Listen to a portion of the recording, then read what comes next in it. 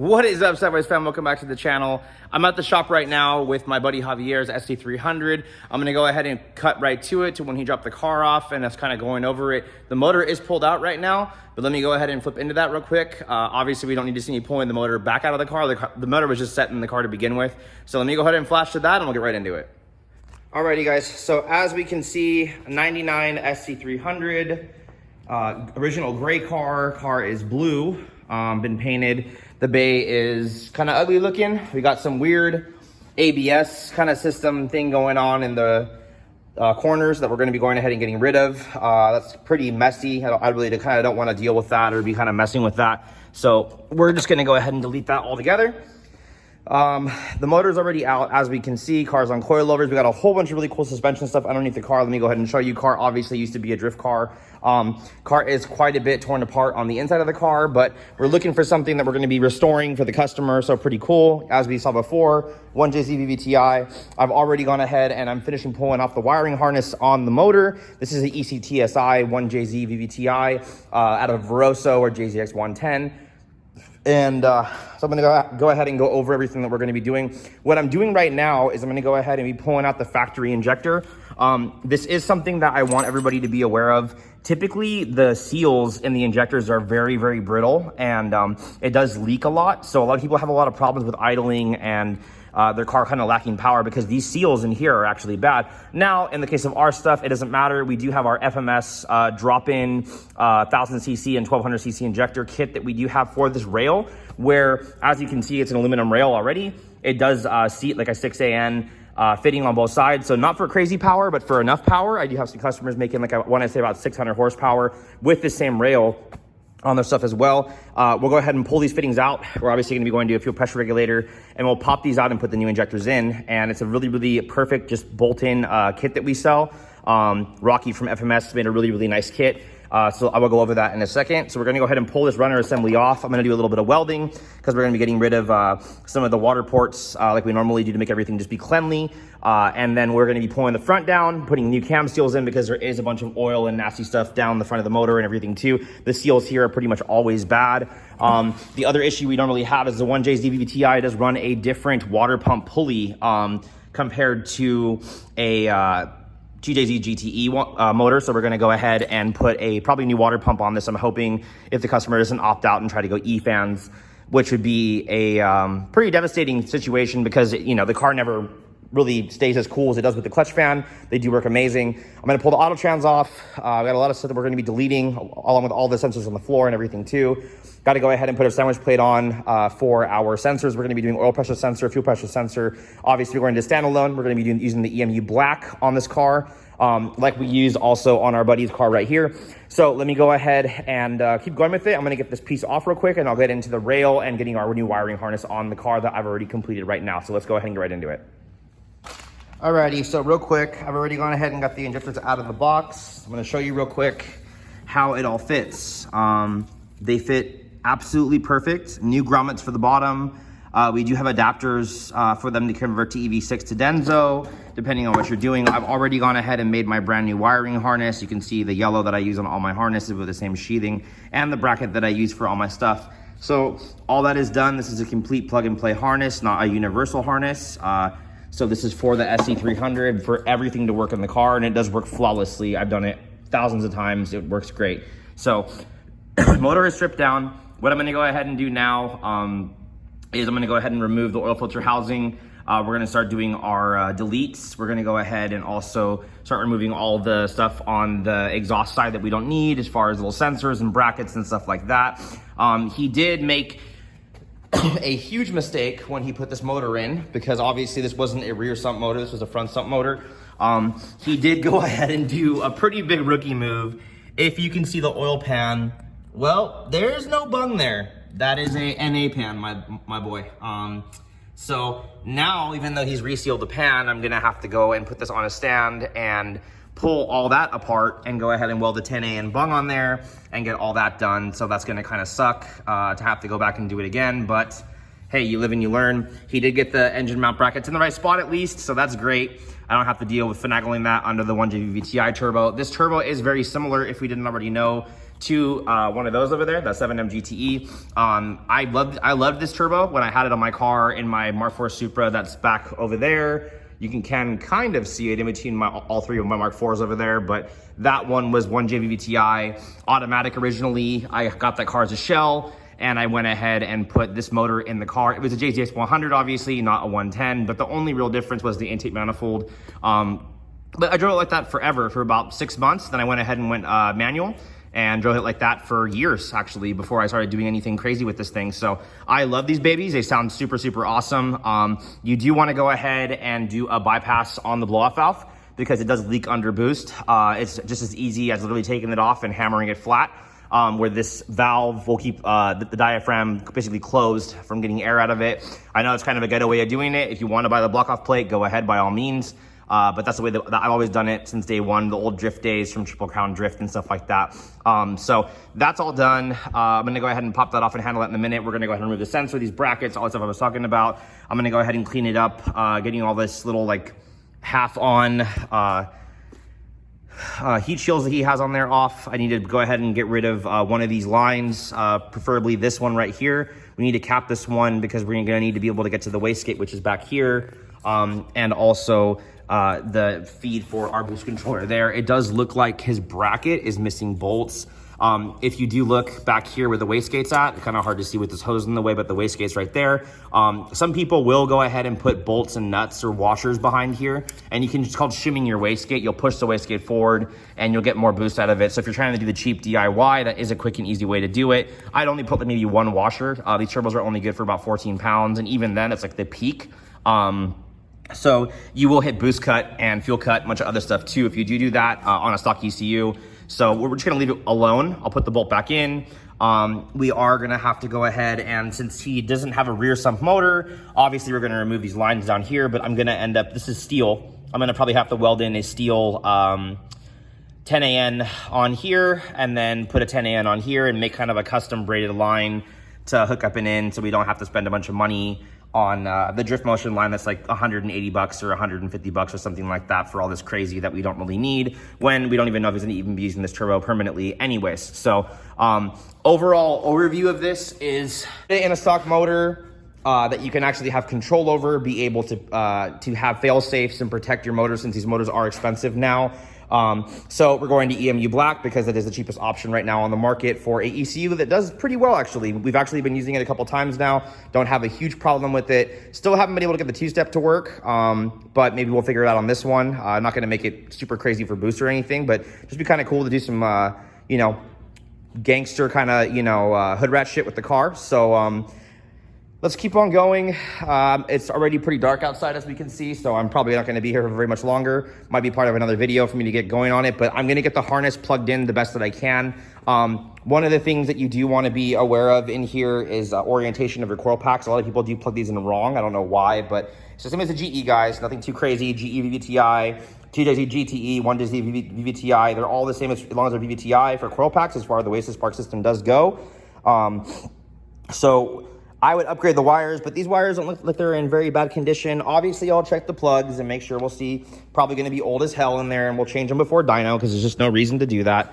And then we're going to have to get in here and do a drive-by-wire delete. I could have wired it for the drive-by-wire to work, but I personally don't like this. I like a normal standard throttle body. So we'll pull this out, put the drift motion attachment in there. It's really easy. It's just 3 screwdriver bolts. It pops off. You screw it on, tighten an Allen bolt, bolt it back in, and you're done. And yeah, so I'm gonna go ahead and remove the oil filter housing, and maybe we'll start plugging in the harness. I guess there's kind of no point quite yet because the intake manifold is not seated and bolted on. I do have some welding I need to do still. He does have the wrong AC compressor on it. That is gonna be the jzx one, which is similar to the GS or the IS300, but we're not gonna be using that anyways because they've already removed all the AC out of the car. If you can see,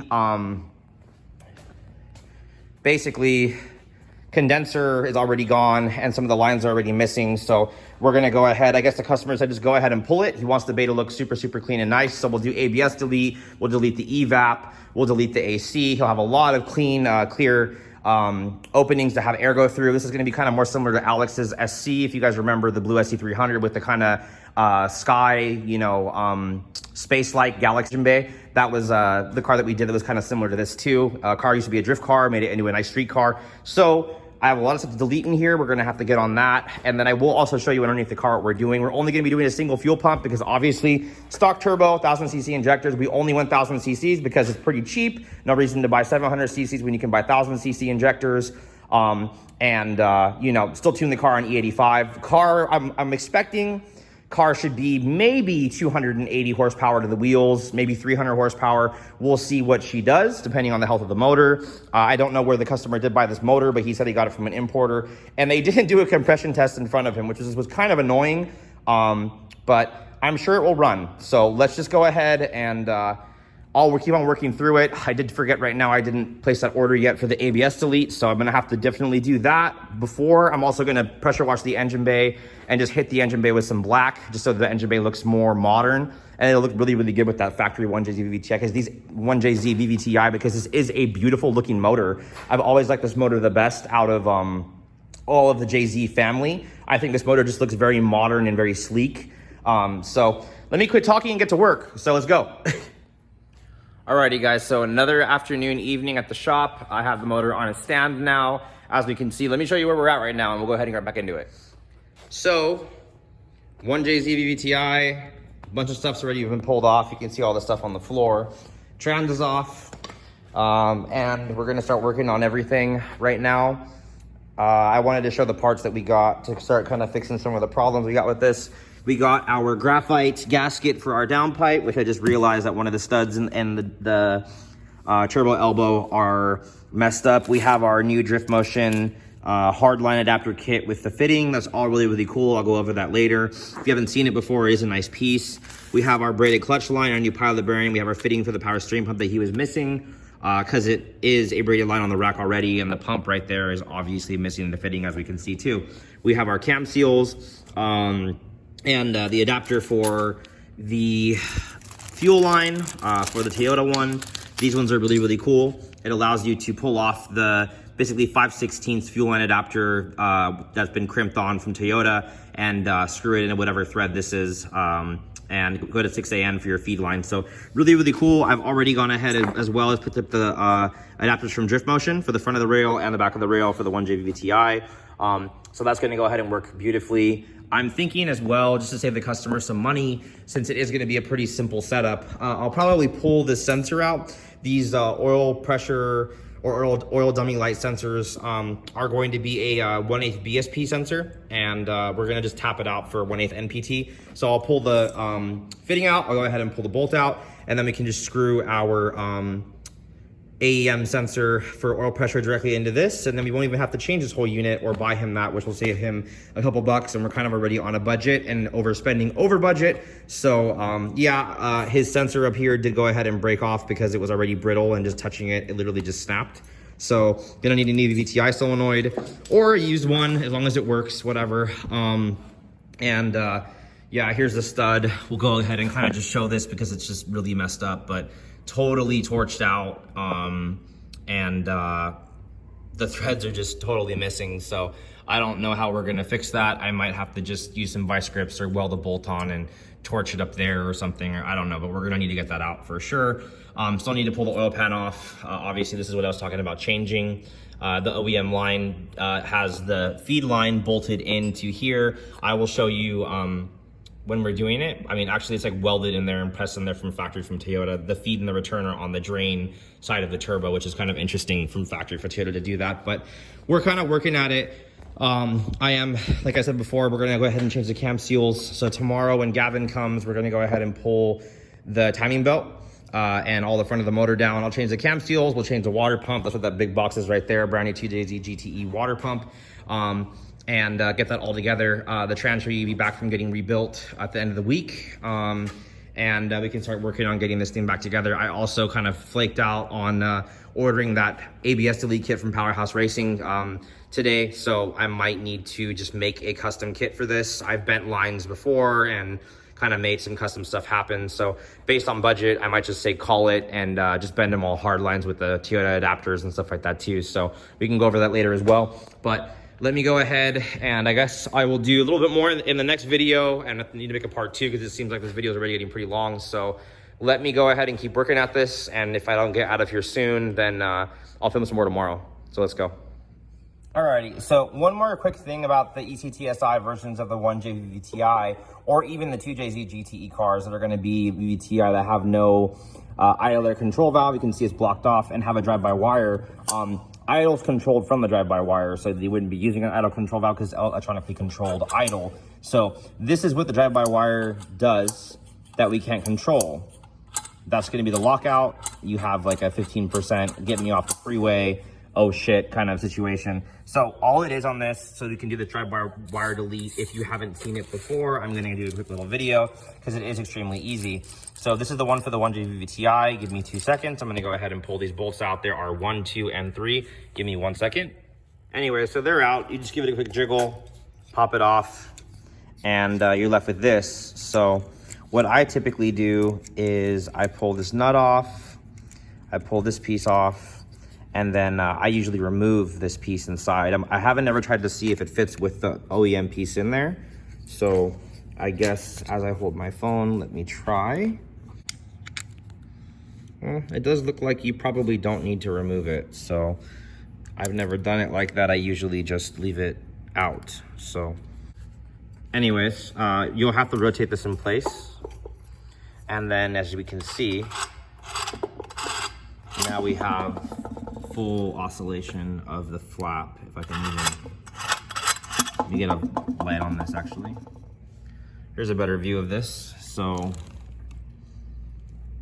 me see if I can get both of them in there.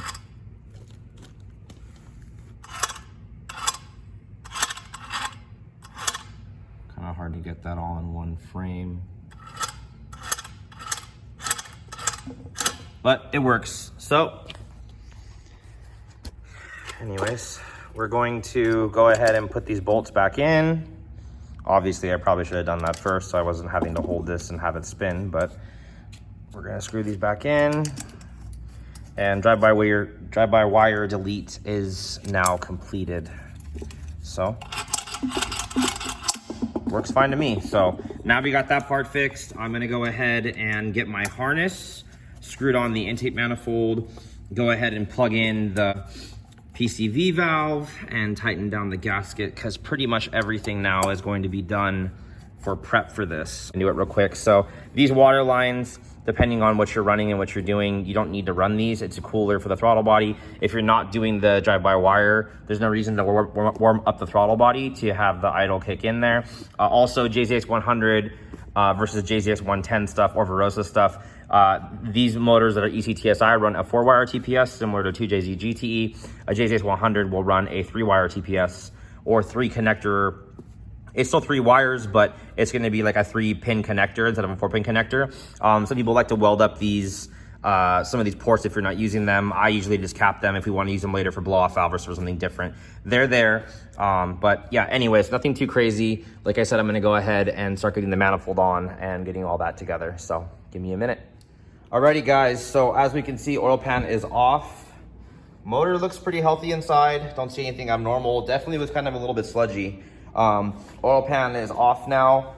I've already gone ahead and kind of cleaned everything up, and as we can see, the bung is drilled. I've already tapped the holes for the drift motion adapter. I was gonna TIG weld the 10AN on it, but since it already came with the adapter from Drift Motion for their kit, let's just go ahead and use that. Why not? Basically converts the pan to a GTE oil pan. So all in all, we're gonna go ahead and get this thing back on, get the motor flipped back up the right way up, and then start tearing the front of the motor apart with the cam, so we can show that in this video too. Let's go. Alrighty, so the front of the motor is torn down. We can see all the parts that have been pulled off and everything out. I'm gonna go ahead and give this a quick spray down or wipe down just real quick because it is pretty nasty as well. I'm gonna go ahead and pop the OEM cam seals out right now. I do have the new ones right there on the floor, as I showed you guys earlier in the video. So quickly, I'm gonna pull these out. We'll see how rough they are. There was silicone on this for some reason too. Maybe it was leaking, maybe it wasn't leaking. It's good practice regardless. I think the main leak was actually coming from the VVTi gear.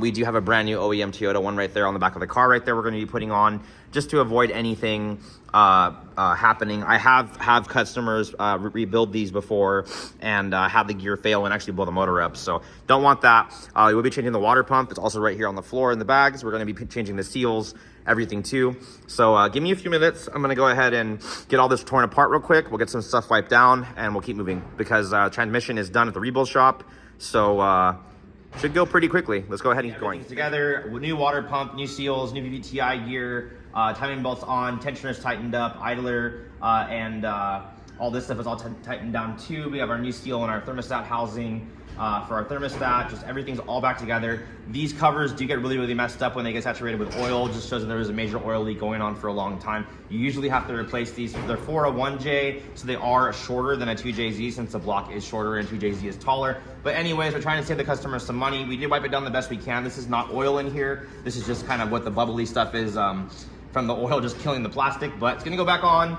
But just wanted to show that everything was together. So I'm gonna go ahead and push the alignment dowels into the little orifices and start bolting all this stuff back together. We'll get the tensioner for the serpentine belt on and get this thing on the floor.